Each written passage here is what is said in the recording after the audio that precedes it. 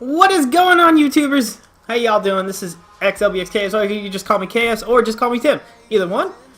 Today I'm showing you guys a brand new build that I thought about. I don't know if there's a build just like this, but this is gonna be a good build for non-vet PvP, like Cyrodiil, like the new campaign called Kind. If y'all want to go running around in that with this build, it's pretty dirty if you're a Warden. This is a new class Warden. I'm playing as my race is Orc, or you can do Red Guard. I recommend Orc though.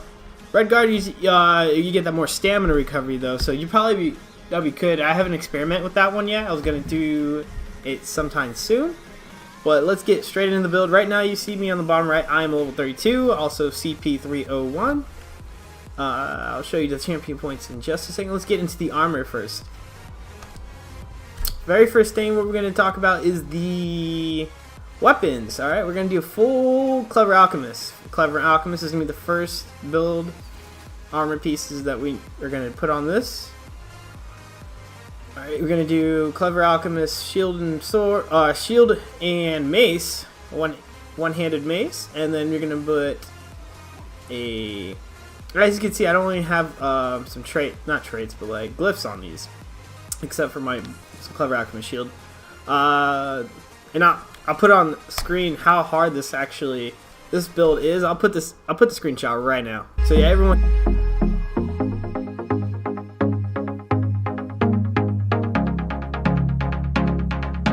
can just see how powerful this build really is. This is non-vet Kind, and I'm not wearing any gold armor. As you can see, this is purple and blue. A lot of people were saying that I was wearing gold armor, and this build video would clear up some rumors around me. But anyways, let's get into it. The Maul is going to be Clever Alchemist sharpened. This is, I'm sorry, y'all. Traits, defending. You're going to put defending on your mace. You're going to put infused on your shield for Clever Alchemist. And Clever Alchemist 2H Maul. Alright, you're going to put sharpen on that. You can put whatever glyphs on it. I didn't really need it. I didn't feel like getting someone to help me, or because I don't make glyphs. Alright, and then we're going to get a Morkolden. Morkolden is an amazing build. I'm surprised not a lot of people use it, but it is a 9-trait build set. That is probably why no one wears it. Right now I'm level 32, and this is when I wore it. I wore it at level 22, so that's why you see the traits right now look really low. But that screenshot though, that when I was at level 22, 23, around there, I think I was level 22 when I took the screenshot. Yeah, I was. But yes. All right. Anyways, we're gonna go to the helmet, Morkolden, divines. Gonna chest, Morkolden, Impen, Morkolden shoulders, Impen. You're gonna Clever Alchemist, Impen for the waist. And Clever Alchemist gauntlets. You're gonna go with that with divines. Clever Alchemist divines legs, and the last piece will be Morkolden divines. And all of these are heavy armor, everyone. It's so you can last a lot longer. This build can do 1vx's fairly good. You just gotta find the nearest tree. if you're an experienced player, everyone knows what I'm talking about. The nearest tree. You can wear any armor. Luckily I did have one gold. When I was level 20, I only had one gold piece, and it was just this ring I found. You can wear really any. This build is not really fully completed, but because the jewelry, I didn't put any jewelry. But if you had like agility on these three, that would probably up your damage even more. Probably around like 5k when you fully buffed up. And yeah. But yeah, that's the build I had going on. And this is the food I was running. Dobius Carmaron, throwing a butcher that like a son of a gun. Or I use the field attack. Normal field attack. You don't really need this nice legendary drink, but it's good to have. I use this more often than this, but I use that when I run out of that. There you go. And let's go straight into the skill line. Alright. For your back bar, you're going to be using, for the sword and board bar, you're going to be using Soothing Spores, a stamina morph from the Animal Companions line. You're going to, no, it's not. It's Green Balance line. I'm sorry. The very first ability is that second, it's the morph. Called Soothing Spores, the stamina one. And then you're going to get Resolving Vigor. It's going to be right underneath the Assault line. Resolving Vigor, right there. First it's going to be called Vigor, but then you're just going to morph it to Resolving Vigor. And then the third ability is underneath the Winter's Embrace line for the Warden class. It's going to be Arctic. It's going to be the very first ability, and then you morph it to Ice Fortress. It gives you that extra protection, reducing incoming damage by 8% for 21 seconds as well, which is great. And then underneath the green balance line, you're going to also put Living Vines. I just got this. What I was using before was Winter's Embrace. You can put that right here. Oh, not right there. I'm sorry. Right there. And then I put that there. You can use that. Or, since I just got Living Vines, you probably want to go for Living Vines. I've actually liked this. I'm liking this a lot better. I last a lot longer during fights when I'm outnumbered. And since you're using magic abilities here, I put Betty Netch right here, and just to get some of my magicka back. And once I do want this morphed, but then again I might keep it for the extra magicka because I'm using a lot of stamina. I'm using a lot of magicka. And resources is crazy, so you have to really choose which one you really want. You want stamina, you want magicka. Right now I'm just sticking with magicka. That's why I don't have this. I was not trying to level this up so fast. All right, and then your passives, you're gonna want this passive right here, Bond with Nature. You're gonna max that one out as fast as possible. This one gets you so much health, honestly. This right here. And then I'm gonna. This is what I'm talking. I'll talk about it in the next bar in a second. You're gonna put. You max that one, Bond with Nature out. You're gonna max increase Flourish, and you're gonna put at least one, or you can, if you want to max that one out, if you can, do that. And then you're gonna put Accelerated Growth, and you're gonna put Frozen Armor, Icy Aura, and then two-handed bar. Oop, let's not get into that yet. Alright, let's just go straight in my other bar. Then I'll talk about the offensive bar. This is the defensive bar, this is the offensive bar. I'm sorry, a little loopy right now. Just playing, y'all. Okay. Okay, for the second bar, for the 2H, you are going to put... Let's go straight into the Animal Companion zone. Cutting Dive. That's going to be really, like...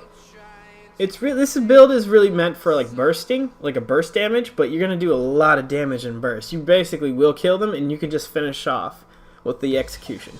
Cutting Dive, you're gonna hit like 2 of those cutting dives. When you're gonna hit Cutting Dive was on my square, and Subterranean Assault, you can put that on triangle. You don't have to put it. This is how I'm more comfortable putting these buttons here. Growing Swarm, this right here, this is like basically if you're outnumbered and you have Bond with Nature on and you use Growing Swarm, when the ability ends, it goes to any like 6 new targets, and then you get more health back for every target it hits as well. So you're gonna get a lot of health back if you're outnumbered as well. So Growing Swarm is basically not like my crazy damage dot, but I use it just for health when I'm outnumbered. I hit it with the put that right there if I'm outnumbered. And then let's go to the two-handed. The Stampede right here, I use Stampede instead of Critical because I like to slow down my enemies. It's basically if you like slowing down or you want to do more damage based on how far you attack them from. I put that right there. Executioner is my bay right there. So basically, the combo which you're going to be doing when you buff up. So I pop my ult right here. Let me buff up. Go like that, la la. And then I go hit triangle, and then you time it right. You're going to hit, as this is forming, as you hit this, and you're going to hit like 2 cutting dives, and you're going to go straight in. Criticals, Rush, Stampede, wherever you want, you're going to go straight into them. So your Subterranean Assault can attack them. And as soon as that happens, usually for this build, it's going to make their health go down like just like 20%. You just hit them with the Executioner, they're basically dead. Alright. So I got that out of the way. For the ultimate, I use Guardian Savagery. Right, I've been using Secluded Grove underneath the green balance. I've been testing that. That's actually been nice. because it comes back so quickly. It's 75 volts, really cheap. It's nice, very nice. But I like for duels, and if I'm like with a group, I use the Guardian. If I'm by myself soloing in Sirida, I use the Grove because I like to run around and always get outnumbered. So this is a good way to get your health back really fast, and you survive. Your survivability goes up way higher. But you won't do as much crazy damage like if you're using the Wild Guardian. This is the more from just the regular Guardian. The Wild Guardian's for stamina. Not really stamina, but it's gonna be physical damage instead of magic damage. So I morph it to Wild Guardian instead of Eternal Guardian. Okay, now we get to the passives. I already did the first passives for my other bar. Let's get into the attack bar. You're gonna try to max out heavy weapons and balanced blade. Get those reduce the cost because stamina. Resources overall right now is crap. You're gonna try to put all your passives as much as you can into the heavy armor. It makes you more tanky. And I can't. Alright, this is my favorite passive, Constitution. Every sign. Oh my goodness, this is amazing. I love this one. When you take damage, you get like stamina and magic back for each time you're hit. Oh my goodness, this. Just if you guys want to know about it a bit more, just go ahead and read it. Juggernaut and Resolve. This is always nice. Get more health. All right, and I pretty much put everything. I like put everything. If you're an orc, put all these on. These are all gonna be awesome. Right now, I'm only at level 30. I'm only at level 32. And I'll get that going later on. When I vet out. Alright, let's go to the champion points. I'm only a champion 301, so I don't have a whole lot of champion points. So let's go to the Artanok. I have 50 in the Master at Arms. Master Arms is that new one. Everyone should put that on. Increase the damage done with a direct damage attacks by 8 by so and so how much you put on here. Mine's at 18.75%. Okay, we got 22 in the piercing, 28 in the mighty. 38 in the resistance, 15 in the hardy, 20 in the elemental defender. Quick recovery, get my health back a little faster. I got some heavy armor, 19 in the heavy. Cypher, 25. Warlord 20, Sprinter 4, Bashing Focus 9, Mooncalf 25, Tumbling 17. Got nothing into the mage. Alright, that was all the champion points. And that's if you want to take this build into a CP campaign. You can, and you probably do a little bit more damage as well. This build, basically, this is for like my non-vet people. Like, I like non-vet campaigns. It's nice. And non-vet, non-CP campaigns, which is the kind. What? Oh, this one. Now we're winning. Yellow, go yellow. Yeah. Alright. That pretty much concludes. Oh, wait. You're going to run the Warrior boon, and you can go the Warrior or the Serpent. Mundus Stone, y'all. I almost forgot. I'm sorry. You're going to go the Mundus Stone and the Warrior.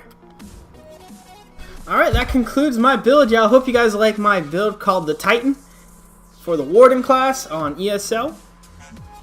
Alright, I'll see you guys in the next video. 2, 3.